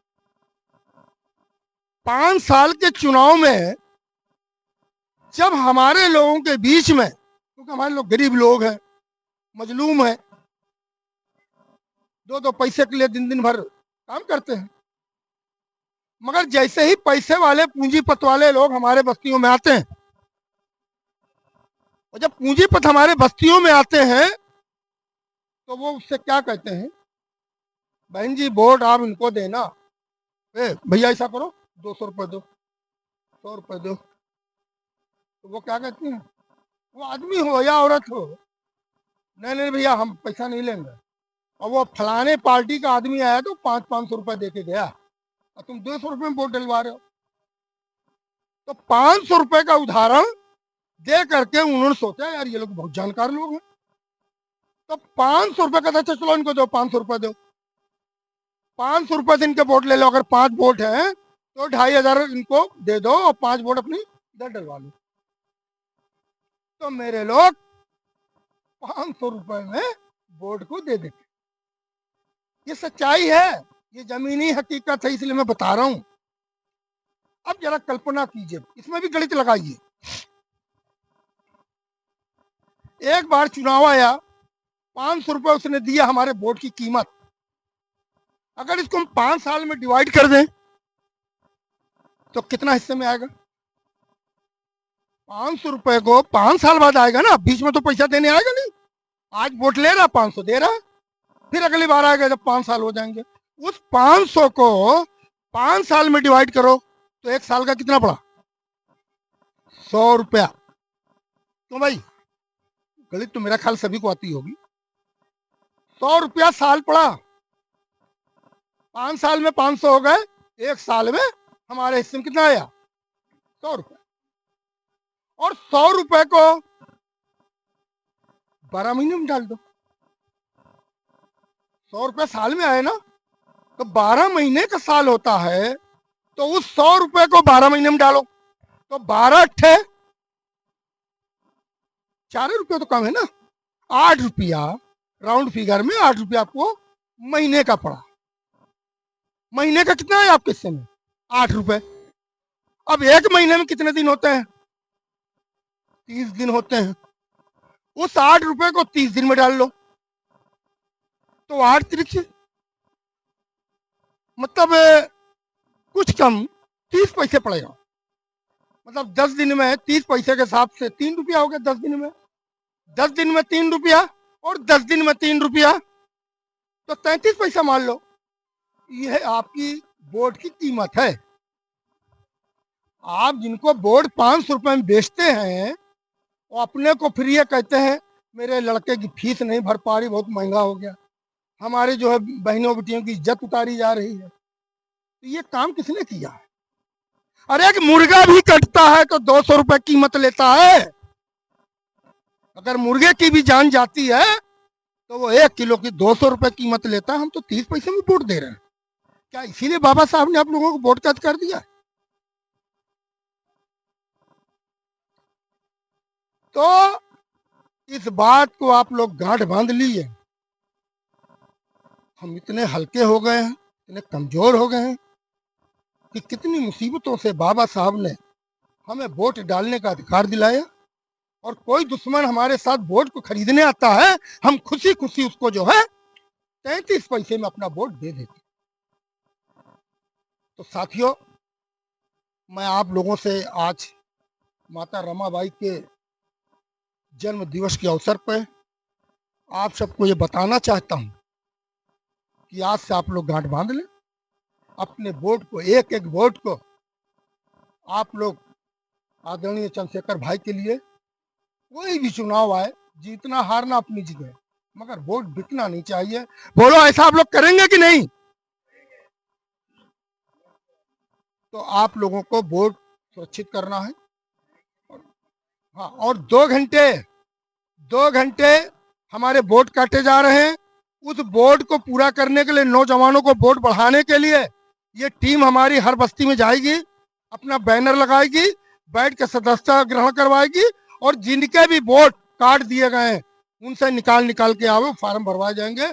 उसको हम लोग फिर दोबारा, जितने वो लोग हमारे वोट काट रहे हैं, हम उनको फिर पुनः दोबारा उस लिस्ट में उनका नाम डलवाएंगे। तो ये काम हमें आज इस संकल्प के साथ हम लोगों को करना है। आप सभी लोगों ने मेरी बात को ध्यानपूर्वक सुना, उसके लिए मैं सभी से आभार करता हूं, धन्यवाद देता हूं। जय भीम, नमो बुद्धाय।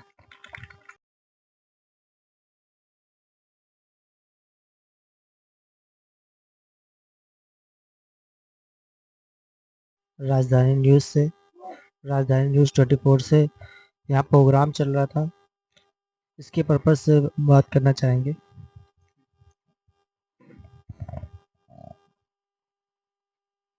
आज हम लोग 7 फरवरी का दिन है, बहुत ही ऐतिहासिक दिन। माता रमाबाई जी की जयंती हम लोग मना रहे हैं, जो कि बाबा साहब की पत्नी थी। उनके त्याग और बलिदान को ये बहुजन समाज भूल नहीं पाएगा, क्योंकि अगर माता रमाबाई अंबेडकर जी का योगदान ना होता तो बाबा साहब ना होते। आज बाबा साहब की जो कुर्बानी की वजह से हम लोगों को जो कुछ मिला है, ये सब बाबा साहब की कुर्बानी की वजह से मिला है। मैं उनका सदैव आभारी रहूंगा।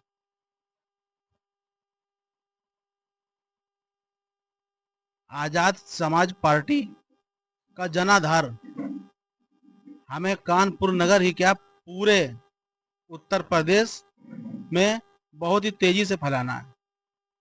और आज के दिन हमने माता रमाबाई अंबेडकर जी की जो जयंती थी, तो कानपुर के सभी पदाधिकारियों ने इसमें बढ़ चढ़ करके हिस्सा लिया।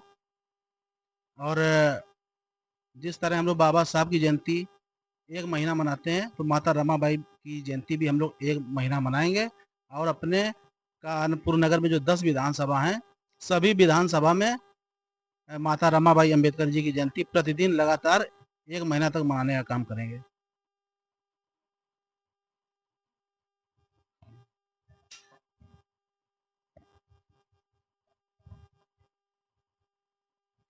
आज 7 फरवरी माता रमाबाई अंबेडकर जी की जयंती है और गोविंद नगर में ये एक प्रोग्राम रखा गया है और ये बहुत अच्छा प्रोग्राम हुआ है और यहाँ कानपुर नगर के सभी पदाधिकारी, सभी कार्यकर्ता, सभी यहाँ पे मौजूद हैं और ये प्रोग्राम सफल बनाया गया है और मिशन 2027 की तैयारी भी इसी प्रोग्राम में की गई है और आगे आने वाले वक्तों में हर समाज, हर व्यक्ति को जा जाके हम लोग और इसमें आगे प्रचार प्रसार किया जा रहा है। किस पर्पज रखी गई थी और आज़ाद समाज पार्टी ने ये मीटिंग किस पर्पज से रखी? धन्यवाद पत्रकार बंधुओं। आज माता रमाबाई का जन्मदिन मनाया गया है और ये जन्मदिन मनाने के पीछे का जो मकसद है, क्योंकि जितने भी हमारे महापुरुषों ने आंदोलन चलाए और जो बहुजन समाज के लिए अपनी कुर्बानियां दी, उन्हें हम समय समय पर उन्हें याद करते हैं और उन्हें नमन करते हैं।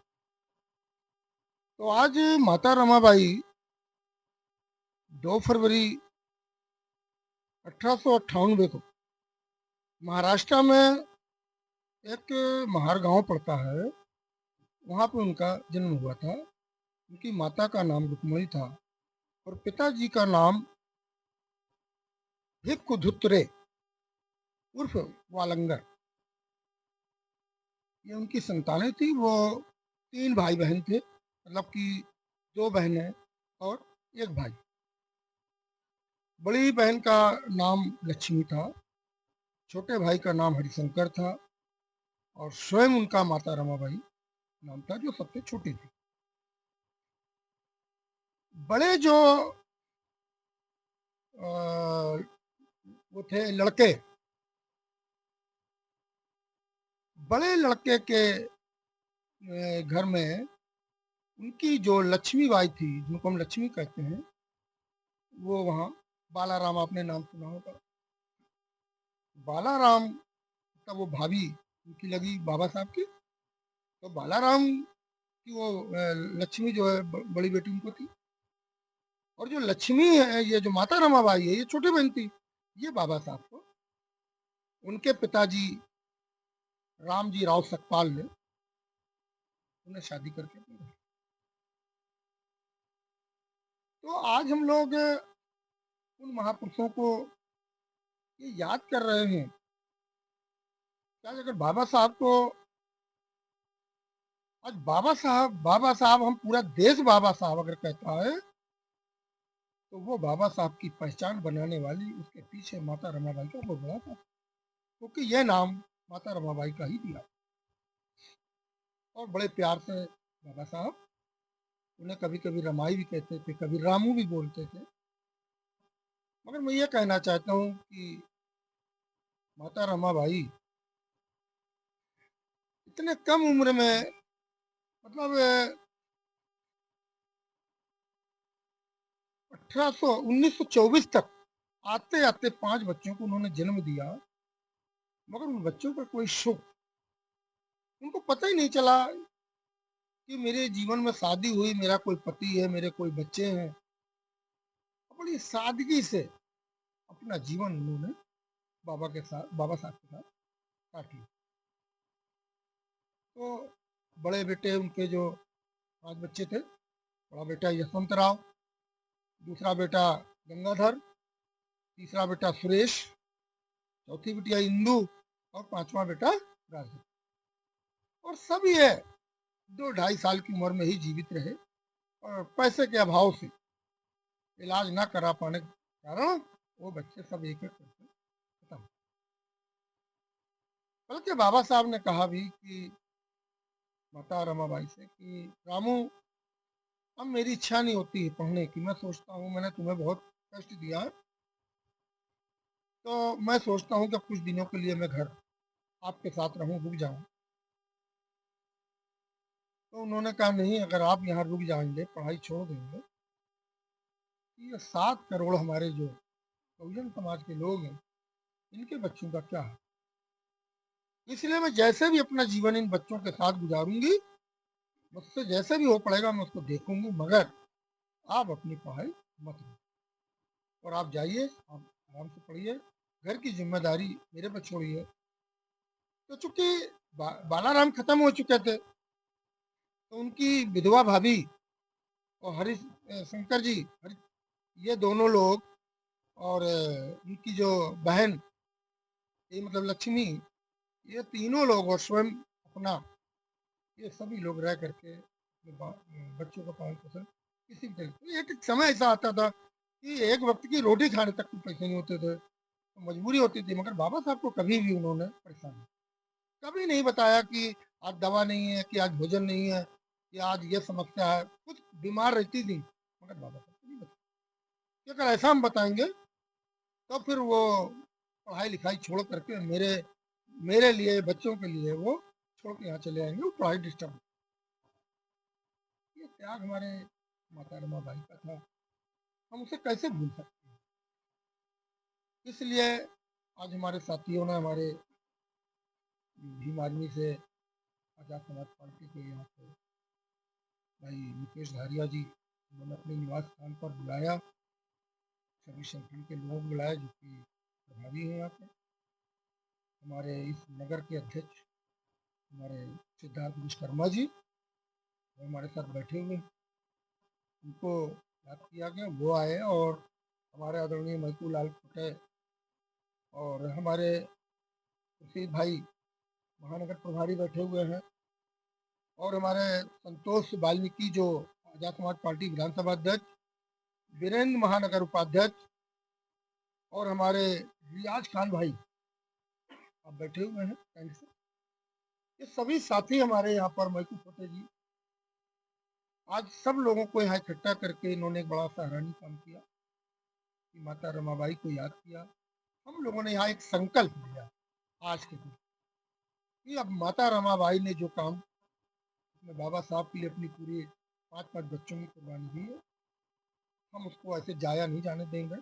और आज से हम संकल्प लेते हैं कि आने वाला 2027 हम अपने आजाद समाज पार्टी की शासक वर्ग सत्ता अपने हाथ में लेंगे, अपने चंद्रशेखर भाई को सत्ता में बैठा लेंगे। और ऐसा अगर हम किसी भी थोड़ी बहुत 19-20 की कमी होती है, तो मैं आपको ये वादा दिलाता हूँ, मेरा वादा है कि बगैर चंद्रशेखर भाई को साथ लिए कोई उत्तर प्रदेश में सरकार नहीं बना सकता। वो तैयारी आज हम लोगों ने यहाँ पर इस बात को संकल्प लिया।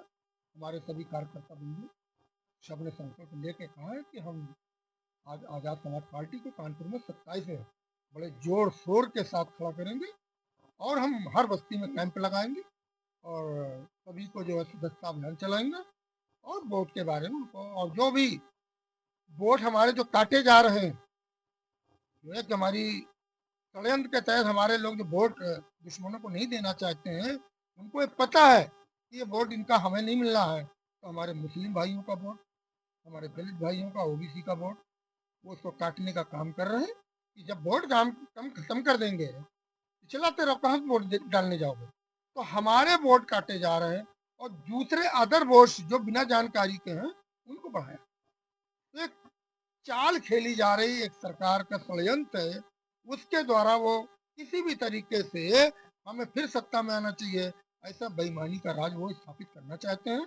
हम इसके लिए पुरजोर विरोध करते हैं और निकलेंगे, अपने जितने भी हमारे वोट काटेंगे उनको हम वोट बढ़वाएंगे, उनकी सुरक्षा करेंगे, जन जन बस्तियों में जाएंगे और अपना झंडा यहीं पे आजाद समाज पार्टी का बढ़ाएंगे। मेरी बात आप लोगों ने ध्यान से सुना, इसके लिए बहुत बहुत धन्यवाद। जय भीम, नमो। सिद्धार्थ विश्वकर्मा जी जो महानगर के अध्यक्ष हैं, उनसे सुनते हैं वो क्या कहना चाहते हैं।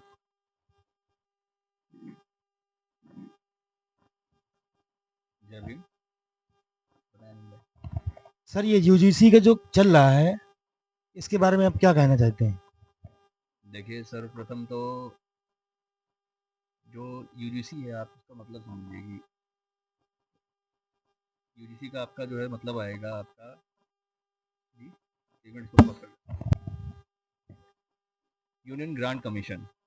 तो इसमें क्या है कि अभी एक गैजेट पास हुआ था इंडियन गवर्नमेंट के द्वारा पार्लियामेंट के थ्रू, जिसमें जितने भी आपके ग्रेजुएशन से रिलेटेड या फिर जितने भी आपके शिक्षण संस्थान हैं उसमें, उच्च शिक्षा संस्थान है उसमें जितने भी आपके ये नियम बनाए जाते हैं, खासकर कि जैसे आप समझ सकते हैं कि SC और OBC समाज के लिए जो उनको बढ़ाने के लिए, आगे और प्रेरित करने के लिए जो नियम बनाए गए थे उसके लिए ये लागू हुआ।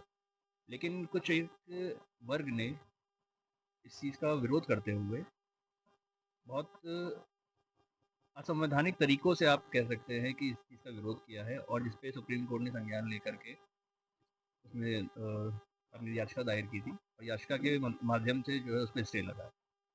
क्योंकि आप हिंदू राष्ट्र बनाने का जो है दावा करते हैं, किंतु जब बात SC ST OBC की आती है तो आप उसको जो है पुरजोर विरोध करते हैं। तो क्या हिंदू राष्ट्र में आपके SC ST और OBC नहीं आते? सबसे पहला प्रश्न ये है।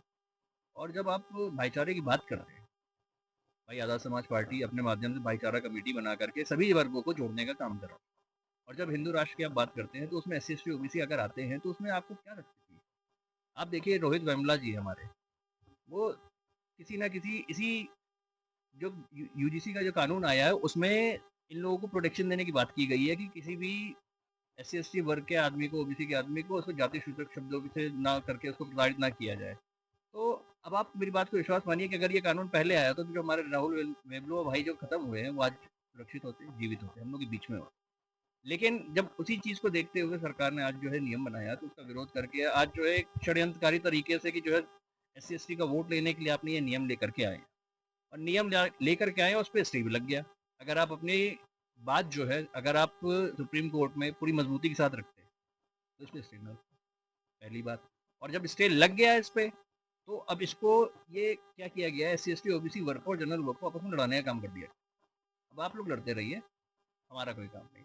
तो उसी के चलते माननीय हमारे राष्ट्रीय अध्यक्ष आज़ाद समाज पार्टी चंद्रशेखर आज़ाद जी ने 11 तारीख को 11 फरवरी 2026 को जंतर मंतर में सुबह 11 बजे एक आंदोलन का आह्वान किया है, जिसमें आज़ाद समाज पार्टी के समस्त राष्ट्र से लोग पहुंचेंगे। तो आप सभी से मेरी अपील है कि आप सभी लोग जितने लोग इस वीडियो को देख रहे हैं और जहां तक ये वीडियो जा रही है, आप लोग सभी लोग 11 तारीख को 11 फरवरी 2026 को जंतर मंतर सुबह 11 बजे पहुंचने का कार्य। धन्यवाद। जय हिंद। Thank you. जय भीम सर।